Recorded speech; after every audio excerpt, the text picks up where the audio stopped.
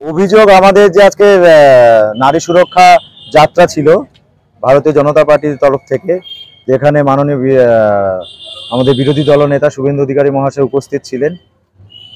আমাদের যাত্রা শুরু হয়েছিল হচ্ছে হেলাবরতলা থেকে।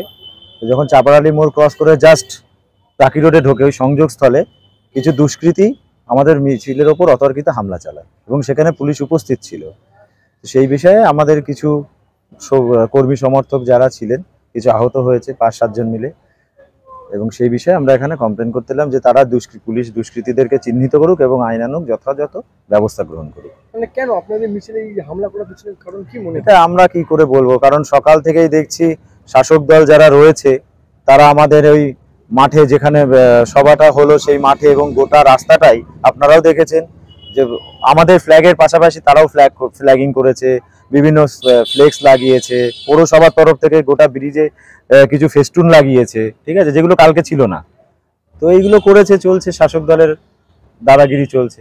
তো এই হামলাতে আপনাদের মোট কতজন আহত হয়েছে? আমাদের 7-8 জন মতন আহত হয়েছে। তারা কেন মোটামুটি এখন মোটামুটি ঠিকঠাক আছে, কেউ হসপিটালাইজড হয়নি, প্রাথমিক চিকিৎসা হয়েছে। এই ঘটনার পর পুলিশ এখনো পর্যন্ত কোনো স্টেপ নিল না? যেহেতু তারা নিশ্চয়ই, আমরা আশা করি বা আমরা আমাদের ধারণা অবশ্যই তারা শাসক দলের ঘনিষ্ঠ হবে, হ্যাঁ, যার কারণে তারা কোনো পুলিশ এখনো পর্যন্ত স্টেপ নেয়নি বা একজনকেও গ্রেফতার করতে পারেনি, যেখানে পুলিশের সামনেই ঘটনাটা ঘটেছে। তো সেই কারণে আমরা কমপ্লেন আজকে দিলাম। এখন দেখা যাক পুলিশ কি করে। পুলিশ যদি কিছু না করে তাহলে আমরা বৃহত্তর আন্দোলনে নামবো। যে সময় এই ঘটনাটা ঘটে তাদের কাউকে চিহ্নিত করতে পেরেছেন? না, আমাদের দেখুন হাজার হাজার লোক ছিল মিছিলে, সেইভাবে তো চিহ্নিত করা যায়নি। আর যেখানে শুভেন্দু অধিকারী ছিলেন, আপনারা জানেন গতকাল কোচবিহারে ওনার ওপর একটা হামলা হয়েছিল। তো সেই ব্যাপারে আমাদের যখন অতর্কিত হামলাটা হয়, আমরা প্রথমে চেষ্টা করেছি ওনাকে আগে সেফলি বের করে নিয়ে যাওয়ার, ঠিক আছে, তারপরে যারা ছিল তাদের সঙ্গে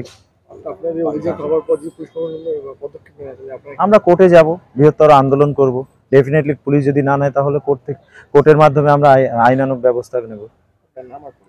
অনির্বাণ বিশ্বাস, বারাসাত মন্ডল 3-এর প্রেসিডেন্ট।